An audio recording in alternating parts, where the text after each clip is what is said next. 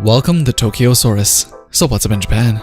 The year of live action continues, with Monster Hunter apparently getting a live action movie, and this may come as good news to some, but probably bad news as you realize who's directing the film, and that is Paul W.S. Anderson, the one behind the live action Resident Evil movies. But it's not to say the Resident Evil movies are all bad.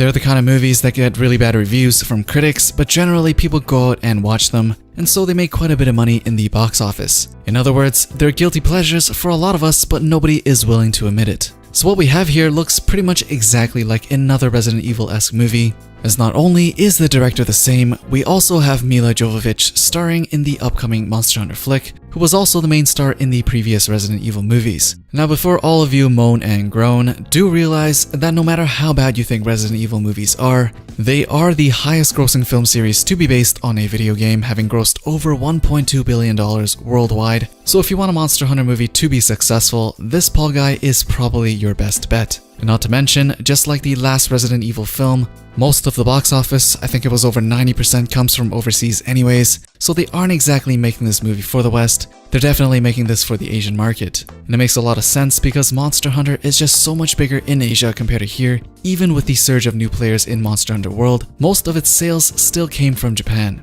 And Japan, from what it looks like so far, quite dig the Resident Evil movies in the past, so this Monster Hunter movie actually doesn't sound like a bad idea, at least on paper. Now Anderson actually wants to make this Monster Hunter live action into a movie franchise, just like what they did with the Resident Evil movies. Though the premise of the movie is gonna surprise most Monster Hunter fans, as its story is completely different than what we experience in the game, and the premise goes something like this. An ordinary man in a dead-end job discovers that he is actually the descendant of an ancient hero. He must travel to a mystical world to train to become a monster hunter before mythical creatures from that world destroy ours. Sounds totally like an anime premise, but it continues. The central characters are relatable American characters. You take a person from the ordinary world who thinks they're in a dead-end job. They feel like they have no future, they feel like life's a failure. It's going nowhere, like Keanu Reeves in The Matrix. So it's about a normal American who gets dragged into this parallel world, this Monster Hunter world, and then eventually the parallel world ends up coming to our world. So you have creatures from the Monster Hunter world invading our world,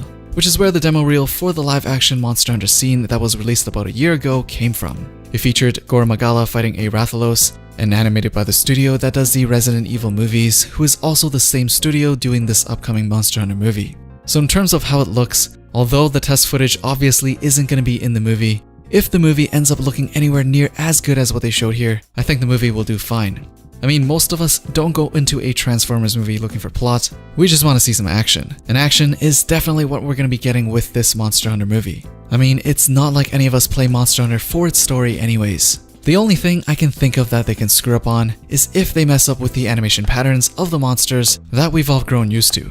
In the test footage, Rathalos is moving like a Tigrex, or his wings just don't bend the way it does in the footage, and that's something that a lot of fans already noticed in that short scene. Each monster in Monster Hunter has its own highly specific quirks and patterns, and if they decide to just animate them without learning about any of that, like the way they did with the test footage, then that would be very disappointing. And fans would definitely notice, as we've spent hundreds or even thousands of hours fighting the same monsters over and over again. But then again, that is test footage and definitely not something to judge the final movie on, so we'll just have to wait and see. This Monster Hunter movie will start production in September this year with a $60 million budget, so it's definitely happening, but I am more curious as to what you guys think have to be done right for a Monster Hunter movie to be enjoyable.